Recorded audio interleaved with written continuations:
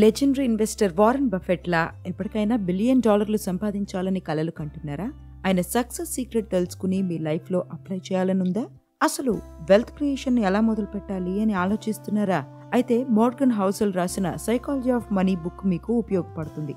అంతేకాకుండా డబ్బుతో వచ్చే అతిపెద్ద వాల్యూ, పవర్ గురించి రచయిత చెప్పిన కొన్ని మాటలు మిమ్మల్ని ఆలోచింపజేస్తాయి. మనీతో మీకున్న రిలేషన్ ని పూర్తిగా మార్చేసే శక్తి ఉన్న ఈ పుస్తకంలోని కొన్ని టాపిక్స్ ని ఈ రోజు తెలుసుకుందాం రండి. Let's do it.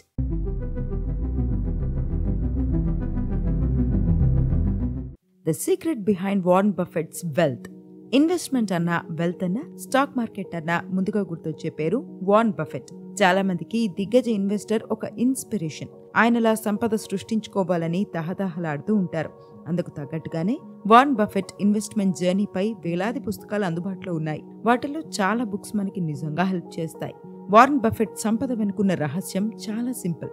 కానీ ఆ సింపుల్ సీక్రెట్ గుర్తించి అమలు చేయడంలో చాలా మంది విఫలమవుతూ ఉంటారు. అందుకే ఈ ప్రపంచంలో అందరికీ బఫెట్లా అవ్వాలని ఉన్నా కొందరు మాత్రమే ఆ పొజిషన్ వరకు వెళ్ళగలుగుతారు. 2023 డిసెంబర్ నాటికి 93 ఏళ్ల వారన్ బఫెట్ సంపద దాదాపు $120 బిలియన్. ఆయన నెట్వర్త్ లో ఉన్న సున్నాలను లెక్క పెట్టడానికి చాలా సమయం పడుతుంది. కానీ ఇందులో 90% సంపద బఫెట్ కు 65 ఏళ్లు దాటిన తర్వాతే వచ్చింది. షాకింగ్ గా ఉంది కదూ. మరి ఆ తర్వాత అంత సడన్ గా ఏం జరిగింది? బఫెట్ సంపద ఎలా పెరిగింది అన్న ప్రశ్నలకు సింపుల్ సమాధానమే టైం.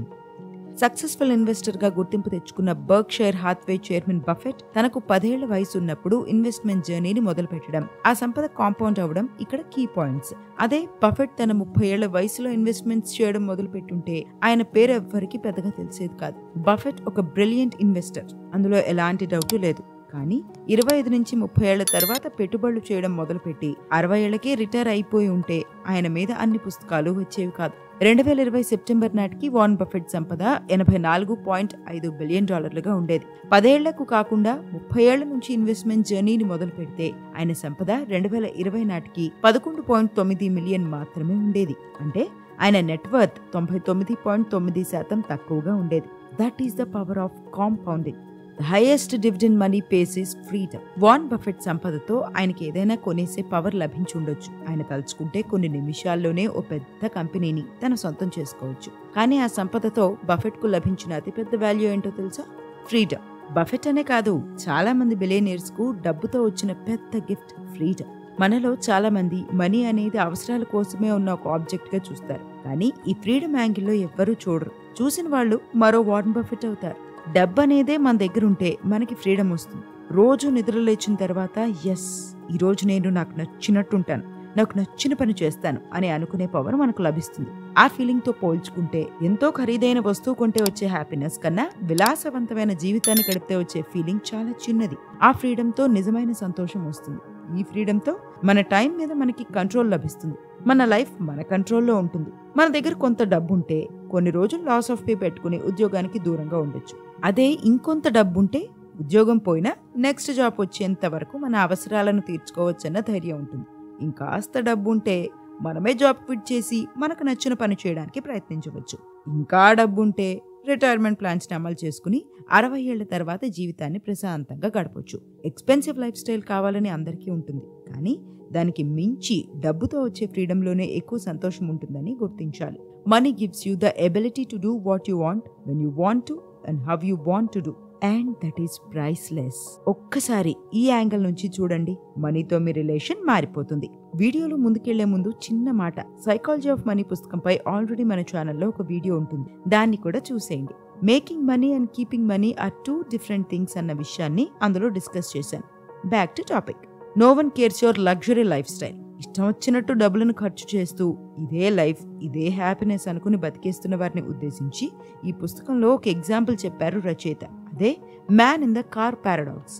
మన ముందు నుంచి ఏదైనా లగ్జరీ కార్ వెళ్తుంటే అబ్బా ఆ కార్ ఎంత బాగుందో అని అనుకుంటాం. కానీ దాన్ని డ్రైవ్ చేస్తున్న వ్యక్తి గురించి ఒక్కసారి కూడా ఆలోచించము. అసలు ఎవరు నడుపుతున్నారన్న విషయాన్నే పట్టించుకోము. మనకు కూడా అలాంటి కారు ఉంటే ఎంత బాగుండో అనుకుని వెళ్ళిపోతాం. దీన్నే పారాడాక్స్ అంటారు రచయిత.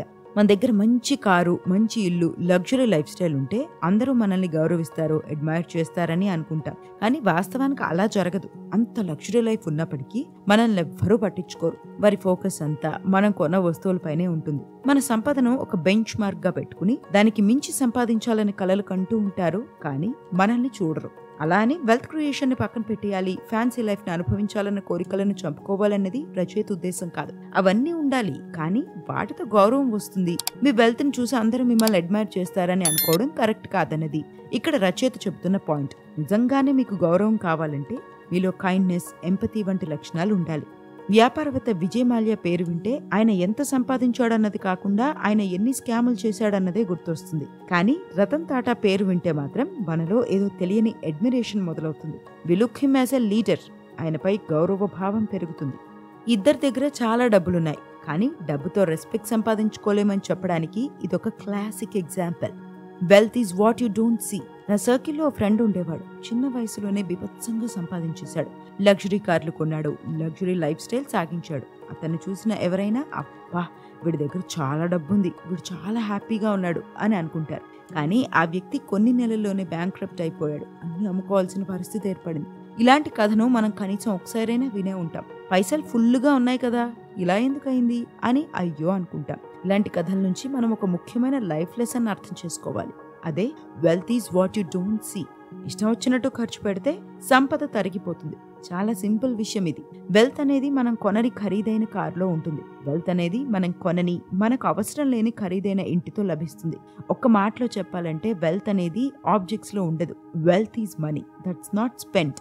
కానీ మనలో చాలా మంది వెల్త్ ని ఈ యాంగిల్లో ఆలోచించరు. సొసైటీని చూసి మనం కూడా ఎదగాలని అనుకుంటూ మన స్తోమతకు మించి ఖర్చులు చేస్తూ ఉంటాం. మరి ఇలా అయితే వెల్త్ ఎలా క్రియేట్ అవుతుంది? మనం వారన్ బఫెట్ అయ్యేది ఇప్పుడు. నేను మిలియనీర్ అవ్వాలి అని చాలా మంది అనుకుంటారు. కానీ నేను $1 మిలియన్ ఖర్చు పెట్టాలన్నది దాని అర్థం. డబ్బుంటే ఖర్చు చేసేయాలా? సేవ్ చేస్తే ఏమవుతుంది? The only way to be wealthy is not to spend the money that you have. ఇక్కడ రిచ్ కి వెల్త్ కి మధ్య చక్కటి డిఫరెన్స్ చెప్పారు రచయిత. రిచ్ అనేది మన ప్రస్తుత ఆదాయంపై ఆధారపడి ఉంటుంది. మనం కొనే కార్లు మన లైఫ్ స్టైల్లో కనిపిస్తుంది. కానీ వెల్త్ అనేది అలా కాదు. Wealth is hidden. ఓ వ్యక్తి ఎంత రిచ్ అన్నది తెలుసుకునేందుకు అతని కారు, ఇల్లు ఎట్సెట్రా చూస్తే సరిపోతుంది. కానీ అతని నిజమైన సంపదను తెలుసుకోవాలంటే మాత్రం ఆ వ్యక్తి సేవింగ్స్, ఇన్వెస్ట్మెంట్స్, రిటైర్మెంట్ అకౌంట్స్ చూడాల్సి ఉంటుంది. అది నిజమైన సంపద అంటే. చాలా మందికి వెల్తీ అవ్వాలని ఉంటుంది, కానీ డబ్బున్నది ఖర్చు చేయడానికి అన్న భావనతో రిచ్ గా ఉండాలని భావిస్తారు. నాకు రిచ్ లైఫ్ చాలు, వెల్తీ అవసరం లేదు అనుకుంటారేమో. మీ బ్యాంక్రప్సీ స్టోరీ గురించి అందరూ మాట్లాడుకునే రోజు వస్తుంది. జాగ్రత్త. Save money to get wealthy. ఈ రిచ్నెస్ అనేది, వెల్త్ అనేది ఒక సింపుల్ విషయంపై ఆధారపడి ఉంటుంది. అదే సేవింగ్స్. కానీ చాలా మంది సేవింగ్స్ కి కిలోమీటర్ల దూరంలో ఉంటారు. సేవింగ్స్ చేయాలన్న ఆలోచనలే వారికి రావు. డబ్బులు సేవ్ చేయాల్సిన అవసరం ఏముందిలే అని అనుకునేవారు ఇంకా డేంజరస్. ఈ అన్ప్రెడిక్టబుల్ లైఫ్ లో ఎప్పుడేం జరుగుతుందో చెప్పడం చాలా కష్టం. మనకేం జరగదులే అనుకోవడం పెద్ద తప్పు. 1970s దశకంలో వచ్చిన ఆయిల్ క్రైసిస్ ప్రపంచాన్ని కుదిపేసింది. ప్రపంచ ఆర్థిక వ్యవస్థ పనైపోయిందని అందరూ అనుకున్నారు. కానీ ఈ క్రైసిస్ ని మనిషి జయించాడు. రెట్టింపు వేగంతో ఎదిగాడు. అదెలా సాధ్యమైందో మీకు తెలుసా? ఆయిల్ ప్రొడక్షన్ ని పెంచలేదు. అసలు ఆయిల్ ని ఎంత తక్కువగా వాడొచ్చు, ఎంత ఎఫెక్టివ్ గా వినియోగించుకోవచ్చు అన్న ఆలోచనే సంక్షోభం నుంచి ప్రపంచాన్ని గట్టెక్కించింది. ఆ ఆలోచనతోనే తక్కువ ఇంధనంతో సాధ్యమైనంత ఎక్కువ మైలేజ్ ఇచ్చే వాహనాలు పుట్టుకొచ్చాయి. ఎనర్జీ ఎంతకాలం ఉంటుంది, ఎక్కడెక్కడ లభిస్తుంది అన్నది మన చేతిలో లేదు. కానీ ఆ ఎనర్జీని ఎలా వాడుకుంటే అది ఎక్కువ కాలం మన దగ్గర ఉంటుంది అన్నది మన చేతుల్లోనే ఉంది. డబ్బుల విషయంలో కూడా అంతే. ఇన్ఫ్లేషన్ అనేది మన చేతిలో ఉండదు.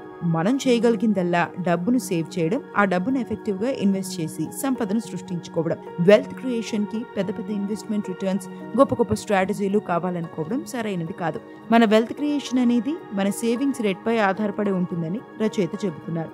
బీభత్సంగా ఆదాయం ఉన్నప్పటికీ విలాసవంతమైన, విశాలవంతమైన జీవితం కోసం ఖర్చు చేస్తుంటే చివరికి పెద్దగా ఏమీ మిగలదు. అదే జీతం తక్కువగా లేదా మోస్తరుగా ఉన్న సేవింగ్స్ రేట్ ని పెంచి ఇన్వెస్ట్ చేస్తూ వెళితే వెల్త్ క్రియేషన్ జరుగుతుంది. కానీ చాలా మంది సేవింగ్స్ పెంచడంలో ఇబ్బంది పడుతూ ఉంటారు. తక్కువ ఖర్చు చేస్తే సేవింగ్స్ పెరుగుతాయి. ఖర్చులు తగ్గాలంటే కోరికలు తగ్గాలి. కోరికలు తగ్గితే ఎదుటి వ్యక్తిని ఇంప్రెస్ చేయాలనో, మనం గొప్పని ప్రపంచానికి తెలియాలనో ఈగోకి పోయి డబ్బు ఖర్చు చేయము. అందుకే మనీ మ్యాటర్స్ అనేవి ఫైనాన్స్ కన్నా మనిషి సైకాలజీపై ఎక్కువ ఆధారపడి ఉంటాయని రచయిత అంటున్నారు. ఈ వీడియోలో మనం చెప్పుకున్న విషయాలను ఒక్కసారి క్విక్ గా రిపీట్ చేసుకుందాం. The simple secret for wealth creation is time. The highest dividend money pays is freedom. Wealth is what you don't see. Saving money is the only factor we can control. మరి మీ savings జర్నీని ఎప్పుడు మొదలు పెడుతున్నారు? మీరు warn buffet ఎప్పుడవుతున్నారు? ఇది friends ఇవాల్టి video. Money matters కు సంబంధించిన ఈ వీడియో మీకు ఉపయోగపడిందని ఆశిస్తున్నాను. ఇలాంటి మరిన్ని కంటెంట్స్ కోసం మన pen and voice stories channel ని సబ్స్క్రైబ్ చేసుకోండి. ఈ వీడియోను లైక్ చేసి షేర్ చేయండి. Until next video, dream, achieve, inspire.